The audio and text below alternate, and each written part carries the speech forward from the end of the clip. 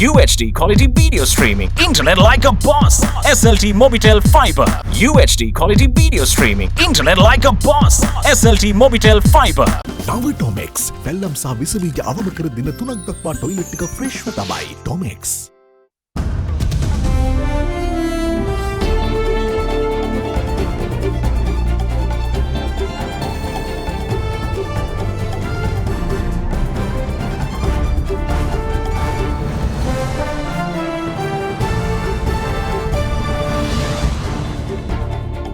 Tonight, cold turkey.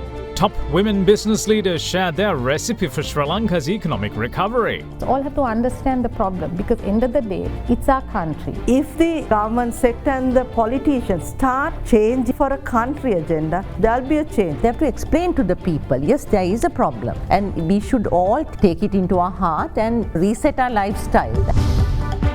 Don't blame us. State Minister calls on the people to stop focusing on the negatives and look at the many positives around. We must learn not to put the blame of everything on politicians. I think that is really wrong. Don't stress.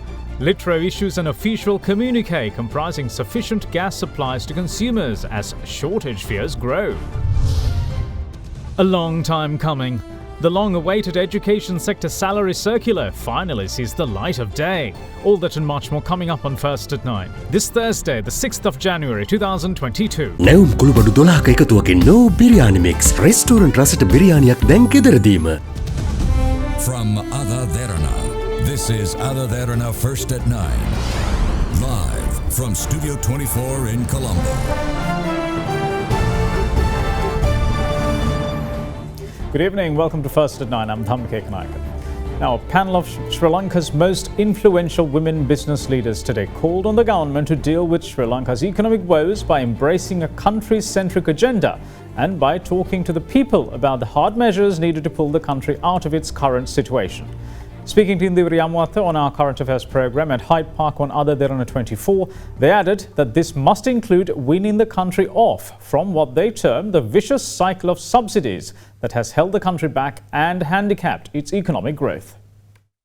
We're trying to look for that silver lining to come out of this situation. Yes, this is difficult. We don't have sufficient forex reserves. Yes, we have a cost of living issue. But is it that bad that we cannot come out of this mess? Look, the thing is, if you remove it to a company or a nucleus of a family, if they don't have enough reserves in the bank, if their expense is more than the income they get, you have to reset. At one point, you'll come down to no bank balance because you're spending more than you get. And they're not doing anything to rectify their lifestyle. Then you're going to have a problem. The head of the family sits the people together and tell them, look, this is a problem we've got, but we can come out of it if we do this, this and this. You'll have an impact to the costs and stuff like that. You might look at alternatives, but you come out of it slowly. As a country, we subsidize most essentials. So fuel we subsidize. It's the lowest in the region as a cost. The country pays out, I think, 40 rupees a litre or something like that. Most of the rich people have the fancy cars. Why are we not giving market rates? So we subsidize for the wrong reason. So we are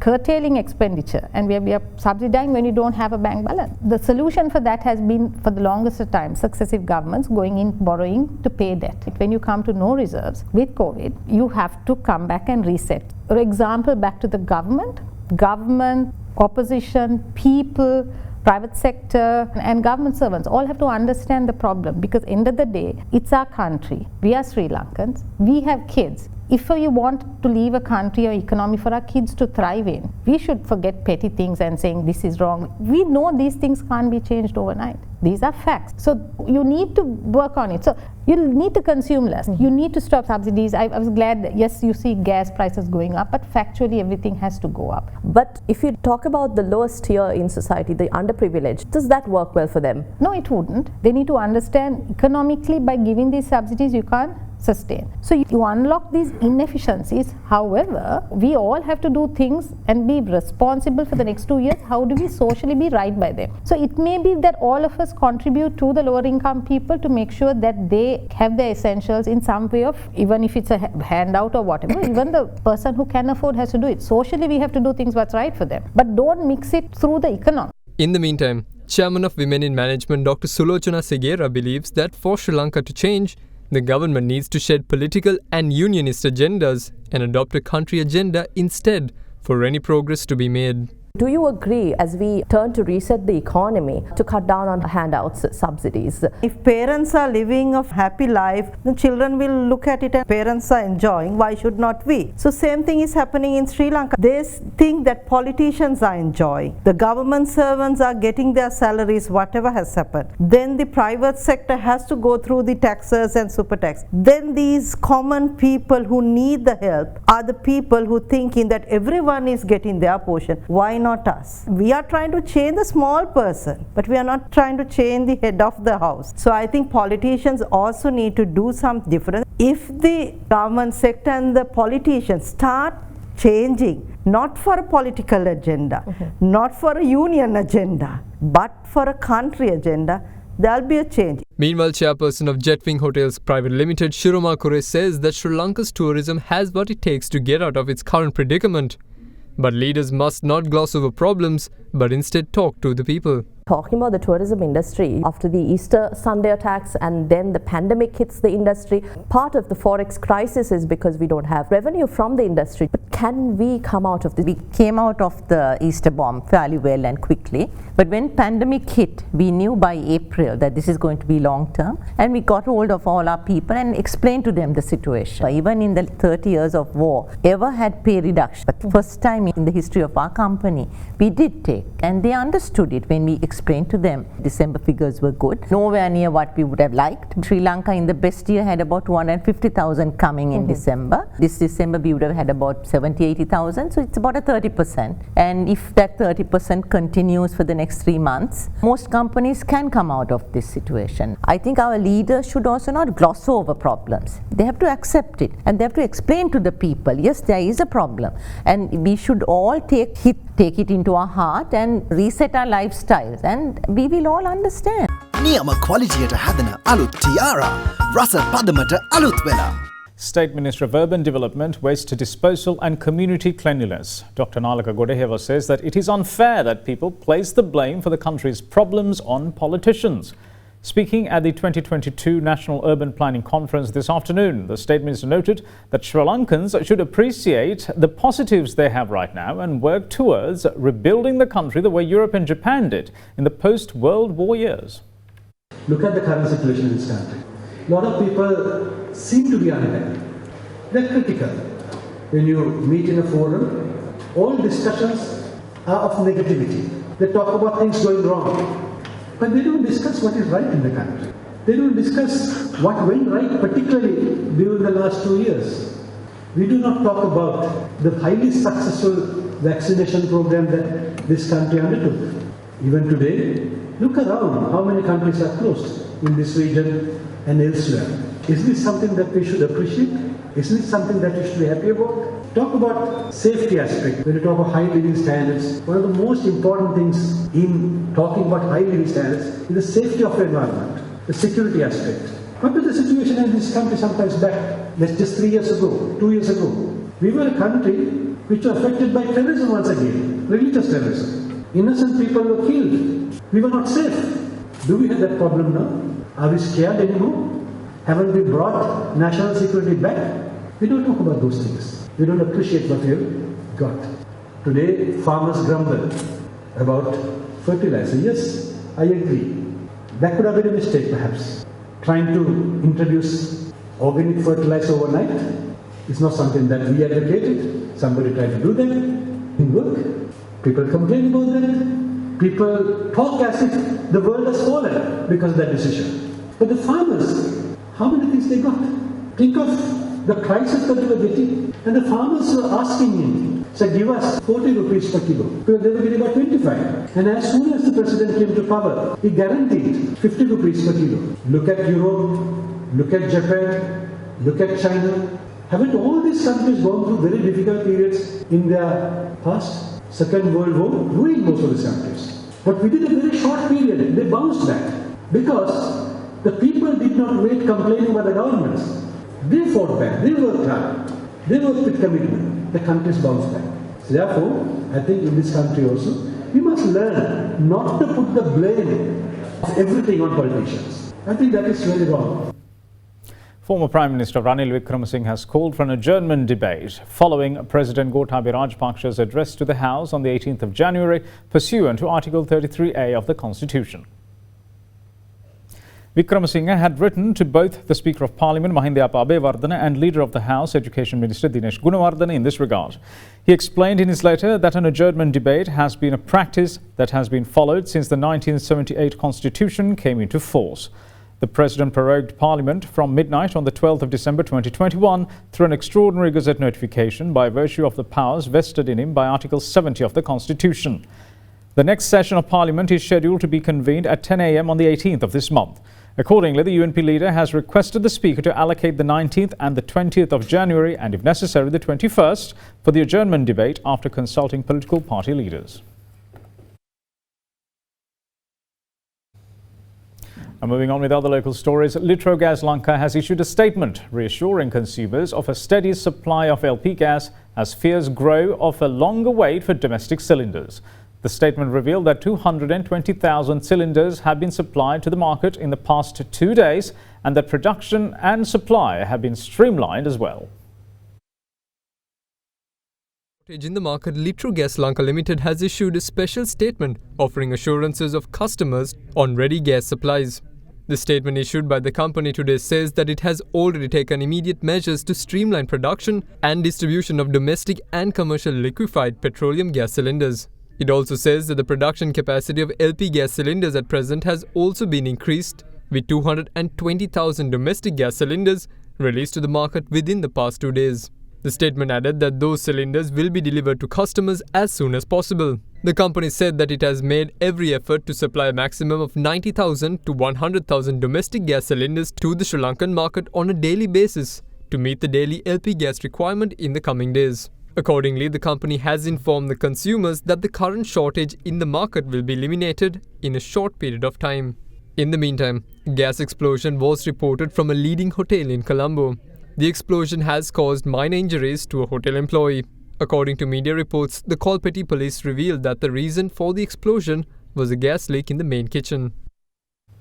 The long-awaited circular that aims to eliminate anomalies in the salaries of teachers and principals was published by the Ministry of Public Services, provincial councils and local government today. The circular was published with the approval of the National Salaries and Remuneration Commission and the Ministry of Finance. According to the circular, revisions are being made to the salary scales in the teacher service, the principal service and the teacher-educator sector in line with decisions taken at the cabinet meetings held on the 30th of August last year and the 3rd of January this year. Further, the salary revisions are to be effective from the 1st of January this year.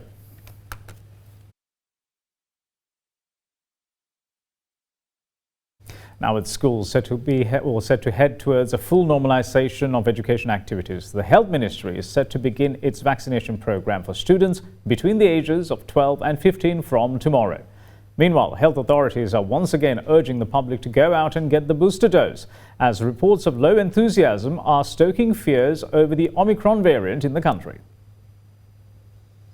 Yesterday, Director General of Health Services Dr. Asela Gunawardene granted approval to the Ministry of Education to normalise academic activities of all grades in schools from Monday the 10th of January.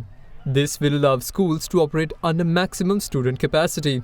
We need to reach to the new normality as early as possible, especially to ensure that all children are given the opportunity to engage in their school activities appropriate to their age as early as possible. So I would like to request all stakeholders related to this activity, that is the students, parents, teachers, school authorities, other non-academic and related stakeholders, all these stakeholders should take the responsibility into their hands and make sure that while giving the appropriate education to the children, make sure that all possible measures are taken to ensure that COVID-19 is not going to be spreading or not going to spread among the school children. In the meantime, to add an extra level of protection in schools, the government decided yesterday to expand the vaccination drive to include students aged between 12 to 15 years of age. Accordingly, vaccinations are set to commence tomorrow at all schools. Meanwhile, just as the country returns to normalcy, the Omicron variant has created new fears due to its higher transmissibility than previous variants. However, Health experts believe that the spread can be controlled if the public gets their booster doses. Still, there is a hesitancy to get the third dose of vaccination. Getting the vaccine means you will be protected from any kind of adverse problems that might encounter if you get infected without getting the vaccination. So therefore, we would like to request the public, if you have not taken your appropriate vaccine, please go to the nearest vaccination center and get the vaccination and make yourself protected. We will see you shortly. Bear with us.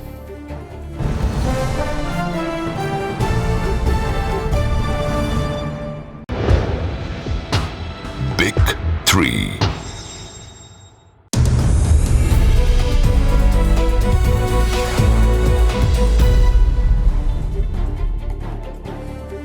Welcome back. You're watching First at 9. Now, the Colombo Bourse continued its bull run today with the all-share price index gaining 92.49 points to end at 13,169.40.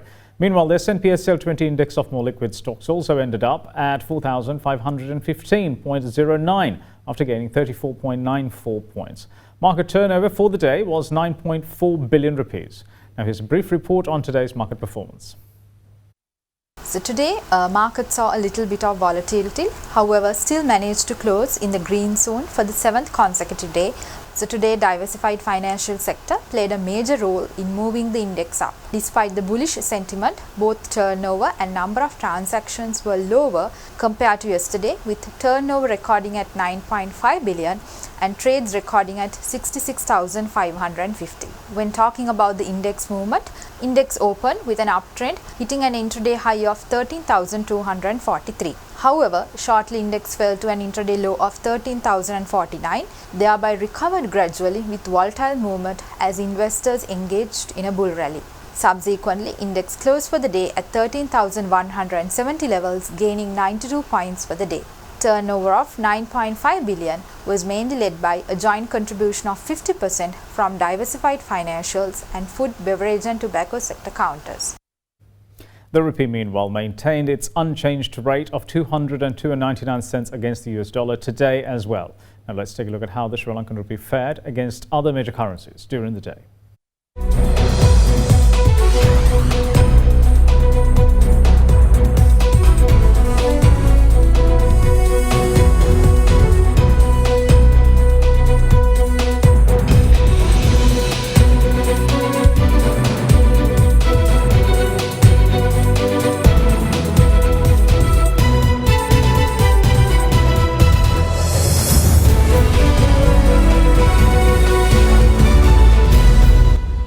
And that's it from all of us here at First at 9. Thanks for watching. Bye-bye.